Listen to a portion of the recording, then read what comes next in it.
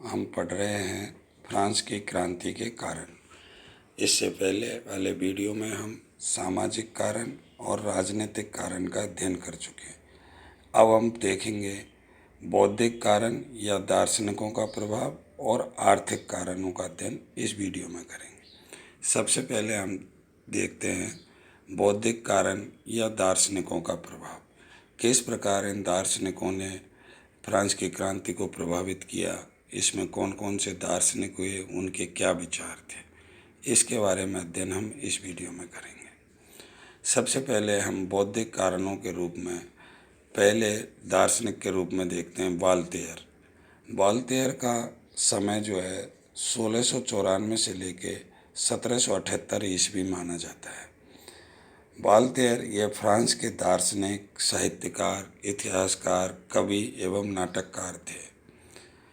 Frederick महान जो Prussia के शासक थे, कैथरीन महान जो रूस के शासक थे, वॉल्टेयर इन दोनों का व्यक्तिगत मित्र था।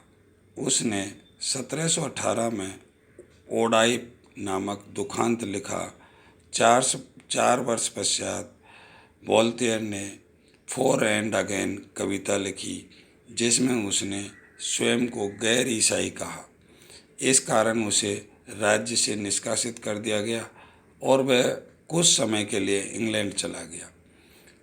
वहाँ इंग्लैंड के कुलीन वर्ग पर उसने एक पुस्तक लिखी, फिलोसॉफिकल लेटर्स ऑन इंग्लिश। इस पुस्तक को सार्वजनिक रूप से जलाने के निर्देश दिए गए थे। उनकी सबसे लोकप्रिय कृति का नाम कैंडाइड है। फ्रांस की क्रांति के समय धर्माधिकारियों के लिए बना संविधान वोल्टेयर की शिक्षाओं पर आधारित था। वोल्टेयर का दर्शन विध्वंसात्मक था। उसके अनुसार समकालीन सामाजिक व धार्मिक व्यवस्था को पूर्णतः ध्वस्त कर नए समाज का निर्माण करना था, ये वोल्टेयर कहते हैं। दूसरे दार्शनिक जो हुए वो थे मोंटेस्क्यू। मोंटेस्क्यू का समय 1689 से लेकर 1755 ईस्वी माना जाता है। मोंटेस्क्यू एक राजनीतिक विचारक था। वह इंग्लैंड के संविधान एवं संसदीय प्रणाली से अत्यधिक प्रभावित हुआ। वह इंग्लैंड की संपन्नता और खुशहाली के लिए वहाँ की शासन प्रणाली को आधार मानता था। उसने स्पिरिट ऑफ द लॉ नामक पुस्तक लिखी, जिसमें उसने शक्ति पृथक्करण के सिद्धांत पर बल दिया। इस सिद्धांत के अनुसार शासन के तीनों अंगों कार्यपालिका, विधायिका एवं न्यायपालिका स्वतंत्र होने चाहिए। मोंटेस्क्यू के इसी सिद्धांत पर अमेरिका का संविधान आधारित था। उसकी एक और कृति पर्शियन लेटर्स थी। इस प्रकार मोंटेस्क्यू ने अपने विचारों से फ्रांस को प्रभावित किया। तीसरे विद्वान के रूप में हम देखते हैं रूसो। रूसो का समय 1712 से लेकर 1778 ईस्वी माना जाता है। सभी दार्शनिकों में रूसो सबसे अधिक लोकप्रिय था। उसे क्रांति का मसीहा एवं प्रजातंत्र का जनक कहा जाता है। उसकी प्रमुख कृति सोशल कॉन्ट्रैक्ट है, जिसमें उसने सामाजिक समझौते का सिद्धांत दिया। इस सिद्धांत के अनुसार मनुष्य स्वतंत्र पैदा हुआ है, परंतु समाज के कुछ स्वार्थी, धनी एवं कुलीन वर्ग के लोग समझौता करते हैं। वह कहता है कि मानव स्वतंत्र पैदा होता है, परंतु मैं उसे बेड़ियों में पाता हूँ। रूसो का नारा था वापस प्रकृति की ओर। सामाजिक समझौता फ्रांस की क्रांति के लिए बाइबल बन गया। रूसो ने इस क्रांति को समानता, स्वतंत्रता एवं बंधुत्व का नारा दिया था। रूसो के अनुसार संविधान का आधार राजा की इच्छा न होकर जन इच्छा होनी चाहिए। उसकी अन्य कृतियों के नाम हैं जैसे इमाइल, द कन्फेशन, डायलॉग, रेवरीज एवं डिस्कॉर्सेज। ये पुस्तकें जिन रूसो ने लिखी थी। 18वीं शताब्दी में एक और पुस्तक एनसाइक्लोपीडिया 17 खंडों में रची गई। इसके रचयिताओं में थे दिदरो, हेवलॉक, तुर्को, आदि प्रमुख थे। इस प्रकार हम देख रहे हैं कि ये जो फ्रांस की क्रांति में विभिन्न दार्शनिक हुए हैं, रूसो, वोल्टेयर, मोंटेस्क्यू, इन्होंने फ्रांस की जनता के विचारों को उद्वेलित किया और उनको अपने अधिकारों के प्रति जागरूक बनाया और उनकी मांगों के आधार पर ही फ्रांस की क्रांति की जमीन तैयार की। अब हम चौथे कारण के रूप में देखते हैं आर्थिक कारण। किस प्रकार आर्थिक कारणों ने फ्रांस की जनता को प्रभावित किया। लुई 14वें के समय में होने वाले युद्धों के कारण फ्रांस का राजकोष खाली हो गया। जेबी कोलवर्ट के द्वारा किए गए आर्थिक सुधारों का भी फ्रांस में कोई लाभ नहीं हुआ। लुई 15वें व 16वें के समय भी फ्रांस द्वारा युद्ध एवं दरबार की विलासिता जारी रही। फ्रांस में राष्ट्रीय आय एवं राजा की आय में कोई अंतर नहीं था। राष्ट्रीय आय को फ्रांस के शासक अपनी निजी आय समझते थे तथा उसको अपनी इच्छा अनुसार खर्च करते थे। फ्रांस में राष्ट्रीय बजट, अंकेक्षण और लेखांकन के कोई प्रावधान नहीं थे। फ्रांस में आय का सबसे बड़ा स्रोत किसानों से लिए जाने वाले कर थे। वहाँ के किसान करों के बोझ तले इतना दब चुके थे कि उनका खून सफ़ेद हो चुका था। खाद्यान्नों की कमी के कारण फ्रांस में भूखमरी व रोटी के लिए दंगे आम बात हो गई थी। अब किसान और कर बोझ उठाने के समर्थ नहीं थे। राष्ट्रीय आय का दूसरा स्रोत वित्तीय संस्थाओं से ऋण प्राप्त करना था, परंतु फ्रांस की सरकार इतना ऋण ले चुकी थी कि उसे चुका पाना नामुमकिन था तथा वित्तीय संस्थाएं भी अब ऋण उपलब्ध कराने में अक्षम हो चुकी थी। फ्रांस में समाज की दृष्टि से आर्थिक असमानता थी। वहाँ की 40% संपत्ति पर कुल जनसंख्या के 1% लोगों का स्वामित्व था।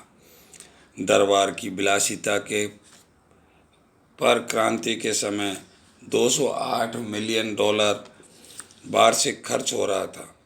फ्रांस की आर्थिक संकट से बचाने के लिए केवल एक ही विकल्प था कि सामंतों और धर्माधिकारियों पर भी समान रूप से कर लागू किया जाए।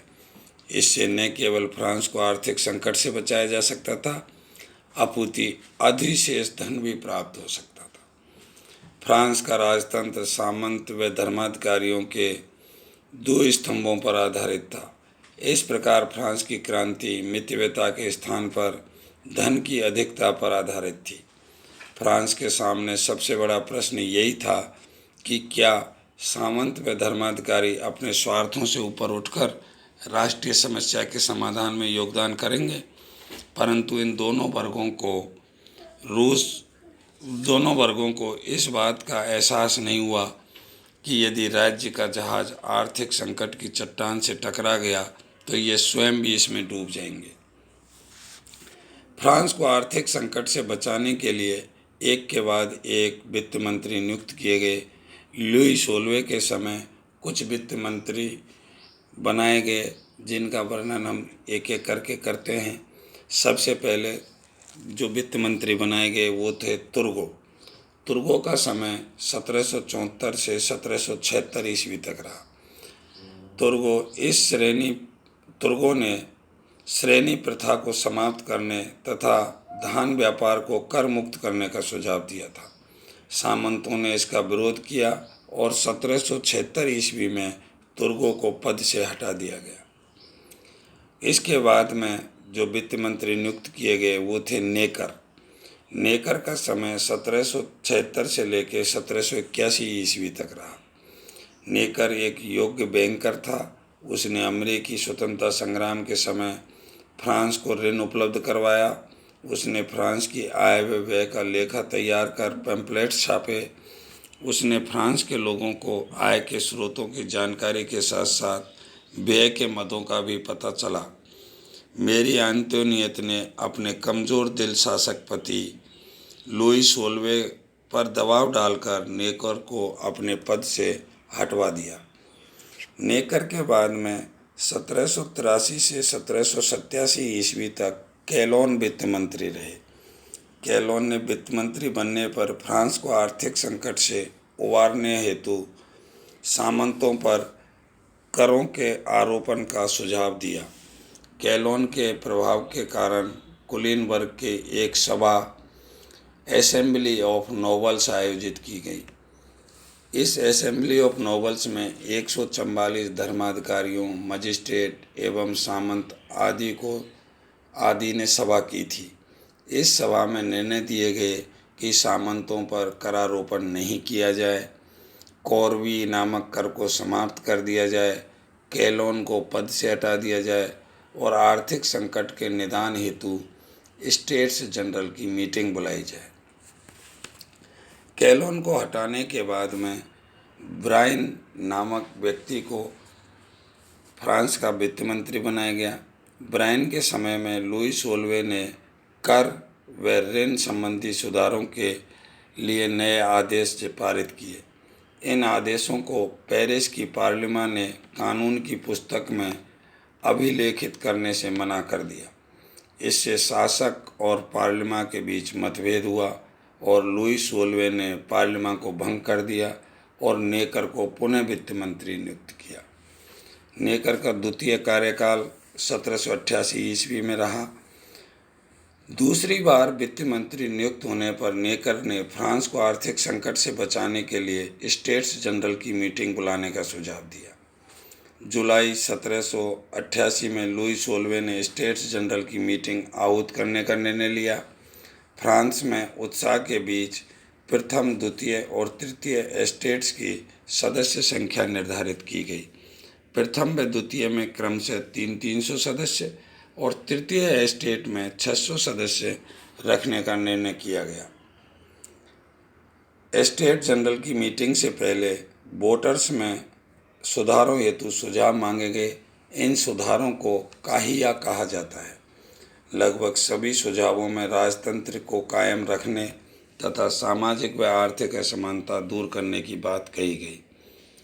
5 मई 1789 के दिन वर्साय में लुई सोल्वे ने स्टेट्स जनरल की मीटिंग का उद्घाटन किया। इसके तुरंत पश्चात तृतीय स्टेट के सदस्यों ने 2 मांगें रखी थी अपनी। कौन कौन सी मांगें थी? नंबर 1, तीनों स्टेट्स की सामूहिक मीटिंग की जाए। दूसरा, बहुमत से लिया गया निर्णय राजा पर बाध्यकारी हो। प्रथम व द्वितीय स्टेट के सदस्यों को यह मान्य नहीं था और वह 5 सप्ताह तक यह गतिरोध इनके बीच बना रहा। 7 जून 1789 को तृतीय स्टेट्स ने स्वयं को राष्ट्रीय सभा के रूप में घोषित किया व दूसरे स्टेट के सदस्यों को भी आमंत्रित किया। 20 जून 1789 को राष्ट्रीय सभा ने अपनी मीटिंग बुलाई, परंतु जिस सभागार में यह मीटिंग होनी थी उस पर राजा ने ताले लगवा दिए एवं प्रहरी तैनात कर दिए। इस सभा के सदस्यों ने एक टेनिस कोर्ट पर खड़े होकर यह शपथ ली कि फ्रांस को संविधान नए दिए जाने तक वे वहां से नहीं हटेंगे। इस घटना को टेनिस कोर्ट शपथ के नाम से जाना जाता है। राष्ट्रीय सभा के अध्यक्ष जीन वेली ने यह घोषणा की कि एकत्रित राष्ट्र किसी के आदेशों की पालना नहीं करेगा। 23 जून 1789 को लुई सोल्वे ने एक विशेष शाही सत्र की बैठक बुलाई। इस सत्र में राजा ने राष्ट्रीय सभा की गतिविधियों को अवैध घोषित किया व तीनों स्टेट्स की पृथक पृथक मीटिंग बुलाने के आदेश दिए। 25 जून 1789 को प्रथम व द्वितीय स्टेट के बहुमत से सदस्य तृतीय स्टेट में सम्मिलित होकर राष्ट्रीय सभा के सदस्य बने। 27 जून 1789 को लुई सोल्वे ने तीनों स्टेट्स की सामूहिक मीटिंग बुलाने का निर्णय किया। 11 जुलाई 1789 को लुई सोल्वे ने वित्त मंत्री नेकर को पद से हटा दिया तथा अपने सहयोगियों सहित देश छोड़ने का आदेश दिया। उसे इस घटना को सामान्य वर्ग ने कड़ा विरोध किया। 14 जुलाई 1789 को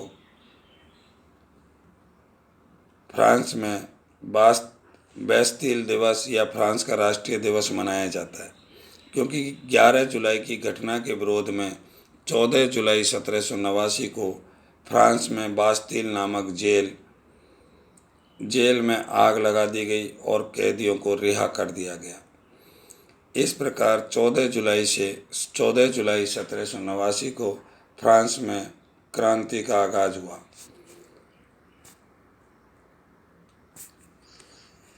अब फ्रांस की क्रांति के घटनाक्रम को हम अगले वीडियो में पढ़ेंगे।